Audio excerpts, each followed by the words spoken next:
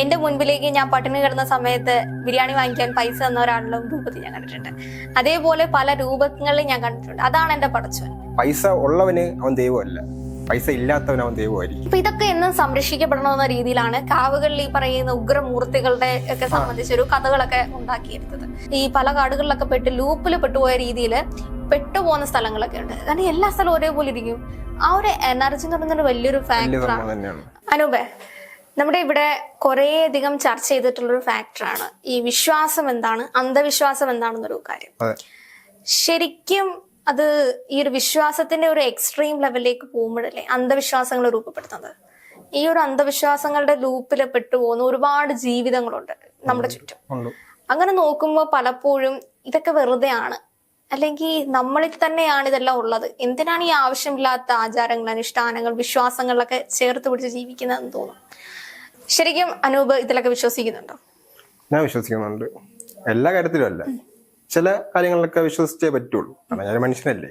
ഒന്നിനും വിശ്വസിക്കാതിരുന്ന ഞാൻ ചിലപ്പം ഒരു മനുഷ്യനല്ലാതെ ആവും എന്ന് എനിക്ക് തോന്നുന്നുണ്ട്. പക്ഷെ എനിക്ക് ചില കാര്യങ്ങളിലൊക്കെ വിശ്വാസമുണ്ട്. ചന്ദ്രലേഖ എന്ന സിനിമയ്ക്കകത്തില് ശ്രീനിവാസൻ മോഹൻലാലിനോട് ചോദിക്കുന്ന ഒരു കാര്യമുണ്ട്. നീ പടച്ചോനെ കണ്ടിട്ടുണ്ടോ? ഞാൻ കണ്ടിട്ടുണ്ട്. എന്റെ മുൻപിലേക്ക് ഞാൻ പട്ടിണി കിടന്ന സമയത്ത് ബിരിയാണി വാങ്ങിക്കാൻ പൈസ തന്ന ഒരാളുടെ രൂപത്തിൽ ഞാൻ കണ്ടിട്ടുണ്ട്. അതേപോലെ പല രൂപങ്ങളിൽ ഞാൻ കണ്ടിട്ടുണ്ട്. അതാണ് എന്റെ പടച്ചോൻ. അങ്ങനെ ഒരു പറയുന്ന ഒരു ഫാക്ടർ ഉണ്ട്. ഞാൻ ശരിക്കും ആ ഒരു കാര്യത്തിൽ ഭയങ്കരമായിട്ട് വിശ്വസിക്കുന്ന ആളാണ്. ഞാൻ വിശ്വസിക്കുന്നതെന്ന് പറഞ്ഞു കഴിഞ്ഞാൽ നമുക്ക് ഭയങ്കരമായിട്ട് അല്ലെങ്കിൽ വളരെയധികം ഞാൻ ഒരു പ്രശ്നത്തിൽ പെട്ട് നിൽക്കുമ്പോൾ എനിക്ക് പരിചയമുള്ള ആളിന് അപ്പുറത്തേക്കും നമ്മുടെ ലൈഫിൽ കുറെ സ്ട്രേഞ്ചേഴ്സ് വന്നു പോയിട്ടുണ്ട് ഇത്തരത്തില്. എന്തിനാണ് സഹായിച്ചത്, അല്ലെങ്കിൽ ഇയാളുമായിട്ട് എനിക്കൊരു കണക്ഷനും ഇല്ല, ഞാൻ ഇതിനു മുമ്പ് സംസാരിച്ചിട്ടില്ല, ഞാൻ അയാൾക്കൊരു ഉപകാരവും ചെയ്തിട്ടില്ല, എന്തുകൊണ്ട് എന്നോട് ആ ഒരു സമയത്ത് എന്നോടൊപ്പം നിന്ന്. അതൊക്കെയല്ലേ ശരിക്കും ആ ഒരു ദൈവം എന്നൊക്കെ പറയുന്ന ഒരു ഫാക്ടർ. ഉറപ്പായിട്ട് അങ്ങനെയും പറയാം. അങ്ങനെ നമ്മളെ സഹായിക്കുന്ന ആരും നമ്മൾ തട്ടിക്കളയാൻ പാടില്ല. സഹായിക്കുന്ന എല്ലാരും ദൈവം എന്ന് പറയാൻ പറ്റില്ല. പക്ഷെ നമ്മള് ആ അവസ്ഥയിൽ നിൽക്കുമ്പോൾ നമ്മളെ ഒന്ന് പിടിച്ചു കയറ്റാൻ നോക്കുന്ന ആളെ എന്തായാലും നമ്മൾ ചിലപ്പോൾ ദൈവമായിട്ട് നമ്മൾ കണ്ടുപോകും. എല്ലാരും ഇങ്ങനെ കാണണമെന്നില്ല. ഇപ്പം ആദ്യം അങ്ങനെ കാണണമെന്നുണ്ടായിരിക്കും, ചിലപ്പോൾ ഞാൻ അങ്ങനെ കാണണമെന്നുണ്ടാവില്ല. ചിലപ്പം പൈസ ഉള്ളവന് അവൻ ദൈവമല്ല, പൈസ ഇല്ലാത്തവൻ അവൻ ദൈവമായിരിക്കും. അങ്ങനെ ഒരു ഫാക്ടർ ഉണ്ട് ഇതില്. അത് വലിയൊരു കാര്യമാണ്. പണത്തില് കുറെ വിശ്വാസവും അന്ധവിശ്വാസങ്ങളുണ്ട്. പണത്തില് കാണുന്ന ആൾക്കാര്.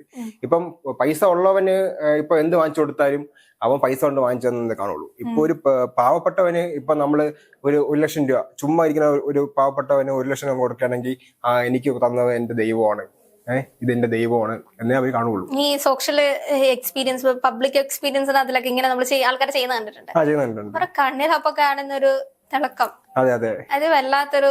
ഇപ്പൊ റീസെന്റ് ആയിട്ട് യൂട്യൂബിലൊക്കെ ആൾക്കാര് ഈ അവരുടെ ബർത്ത്ഡേ പ്രമാണിച്ച്, നല്ല കാര്യമാണ്, ബർത്ത്ഡേ പ്രമാണിച്ച് ഈ തെരുവിരിക്കുന്ന ആൾക്കാർക്ക് ഭക്ഷണം കൊടുക്കുന്നത്, അവരുടെ അന്നത്തെ കച്ചവടം തന്നെ മൊത്തം വാങ്ങിച്ച് ആ പൈസ കൊടുക്കുമ്പോ അവരുടെ കണ്ണിൽ ഒരു സന്തോഷം. ശരിക്കും അത് ചിലപ്പോ അവരുടെ പ്രൊഫൈലിന്റെ പബ്ലിസിറ്റിക്ക് വേണ്ടിയിട്ടായിരിക്കാം. അങ്ങനെ ചെയ്യുന്നവരുണ്ട്. അങ്ങനെ അത് വേണ്ട, അങ്ങനെ ചെയ്യാത്തവരുണ്ട്. അവർക്ക് ഒരു നേരത്തെ ഭക്ഷണം. ഇപ്പൊ എനിക്ക് ആഗ്രഹമുണ്ട്, ഞാൻ വലിയ ഇപ്പൊ എനിക്ക് ഒരു പൈസ ഉണ്ടായി, ഇത്തിരി സാമ്പത്തികമോ എനിക്ക് ഉണ്ടായെങ്കിൽ എനിക്ക് ആരെങ്കിലും ഒന്ന് സഹായിക്കണമെന്നുണ്ട്. അപ്പൊ അവർ ഒരു നിമിഷങ്ങളിൽ നമ്മളെ കുറിച്ച് ഒന്ന് പ്രാർത്ഥിക്കും, ആ നല്ല മോൻ, അവൻ നന്നായി വരട്ടെ. അല്ലെങ്കിൽ നമ്മൾ ആരും അങ്ങനെ കണക്കാക്കൂല. ഇപ്പൊ അവരെങ്കിലും ഒരു നിമിഷം നമ്മളെ കുറിച്ച് ആ നല്ല മോൻ, അവൻ നന്നായി വരട്ടെ, ആരായാലും അവ എന്ത് ജോലി ചെയ്യുന്നവനായാലും നന്നായി വരട്ടെ എന്നേ അവർ വിചാരിക്കുള്ളൂ. ഇതിന്റെ അപ്പുറത്തേക്കൊരു ഫാക്ടർ ഉണ്ട്. നമ്മളിപ്പോ ചില ആൾക്കാരെ ശ്രദ്ധിച്ചു കഴിഞ്ഞാൽ അറിയാം, അവര് ഡെയിലി അമ്പലങ്ങളിൽ പോകുന്ന ആൾക്കാരുണ്ട്. അതേപോലെ തന്നെ കൃത്യമായിട്ട് ആചാരങ്ങൾ അനുഷ്ഠിക്കുന്നവരുണ്ട്. കൃത്യമായി എല്ലാ കാര്യങ്ങളും ഇങ്ങനെ ചെയ്തു പോകുന്ന ആൾക്കാരുണ്ട്. അവർക്കാണ് എപ്പോഴും നല്ലത്. ഇതിന്റെ അപ്പുറത്തേക്കൊരു ആൾക്കാരുണ്ട്, എല്ലാം മൈൻഡിലായിരിക്കും. ഇവര് മനസ്സിൽ ഇതൊക്കെ ചെയ്യുന്നുണ്ടായിരിക്കും, മൈൻഡിൽ മെഡിറ്റേഷൻ ചെയ്യുന്ന ആൾക്കാരുണ്ടായിരിക്കും. വളരെ കാംഫുൾ ആയിട്ട് ചില ആൾക്കാരെ ശ്രദ്ധിച്ചാൽ അറിയാം, അവർ ഭയങ്കര കാമായിരിക്കും. അവരോടൊക്കെ സംസാരിക്കുമ്പോൾ ഒരു പോസിറ്റീവ് എനർജി ഉണ്ട്.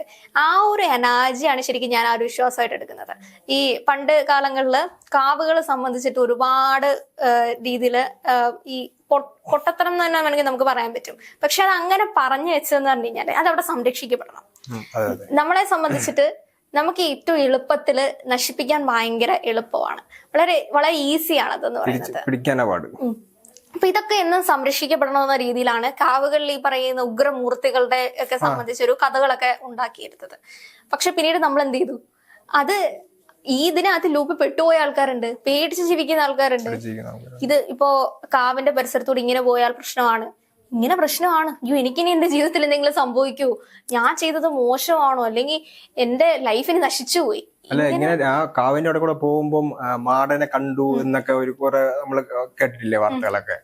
അങ്ങനെ ചിലവര് നമ്മൾ ചിലപ്പോ ചിലർ വിശ്വസിക്കും, ചിലർ വിശ്വസിക്കൂല, ചിലർ അന്ധവിശ്വാസം.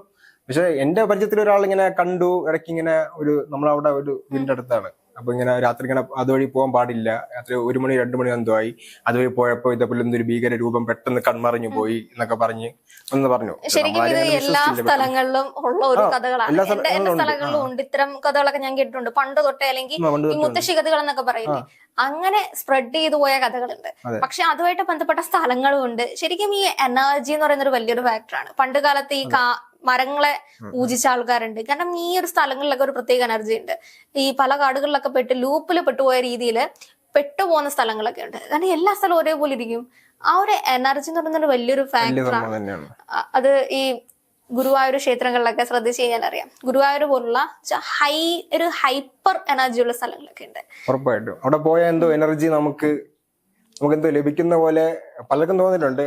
എല്ലാവർക്കും അങ്ങനെയല്ല, പലർക്കും അങ്ങനെ അത് ഫീൽ ചെയ്യും. ഗുരുവായൂർ പോയാൽ കൃഷ്ണനെ കാണാൻ പല കഥകളും കേട്ടില്ലേ, കൃഷ്ണൻ എന്നെ കൂട്ടിക്കൊണ്ടു പോകുന്നുണ്ട് ഗുരുവായൂരില്, അങ്ങനെയൊക്കെ പറയുന്നത് കേട്ടിട്ടില്ലേ?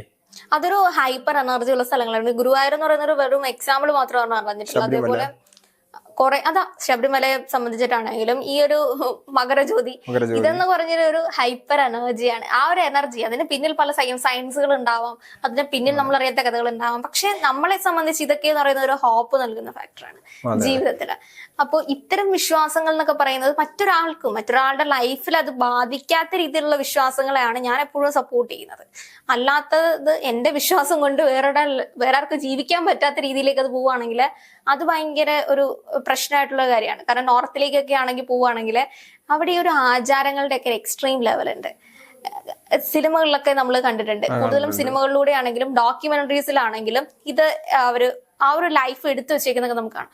അപ്പൊ നമുക്ക് ഈ ദേവദാസി സമ്പ്രദായം ഒക്കെ ആണെങ്കിലും ഇതൊക്കെ വിശ്വാസത്തിന്റെയും മറ്റൊരു ലെവലാണ്. ഓരോ സ്ഥലങ്ങളിലും ഓരോ ആചാരങ്ങളാണ്. നമ്മൾ കണ്ടിട്ടില്ലാത്ത ആചാരങ്ങൾ ഓരോ സ്ഥലങ്ങളിൽ നമ്മൾ പോകുമ്പോൾ കാണും.